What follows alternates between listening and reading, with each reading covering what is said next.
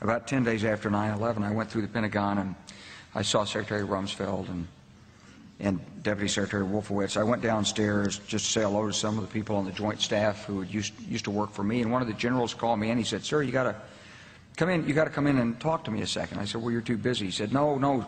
He says, "We've made the decision. We're going to war with Iraq." This was on or about the 20th of September. I said, "We're going to war with Iraq. Why?" He said, "I don't know." He said, "I guess they don't know what else to do."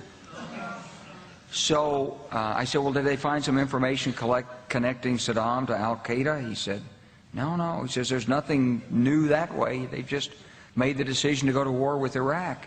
He said, "I guess it's like we don't know what to do about terrorists, but we've got a good military and we can take down governments." And he said, "I guess if the only tool you have is a hammer, every problem has to look like a nail." So I came back to see him a few weeks later, and by that time we were bombing in Afghanistan. I said, "Are we still going to war with Iraq?" And he said, "Oh, it's worse than that." He said, he reached over on his desk, he picked up a piece of paper, and he said, I just got this down from upstairs," meaning the Secretary of Defense's office today, and he said, "This is a memo that describes how we're going to take out 7 countries in 5 years, starting with Iraq and then Syria, Lebanon, Libya, Somalia, Sudan, and finishing off Iran." The truth is about the Middle East is, had there been no oil there, it would be like Africa. Nobody is threatening to intervene in Africa. The problem is the opposite. We keep asking for people to intervene and stop it.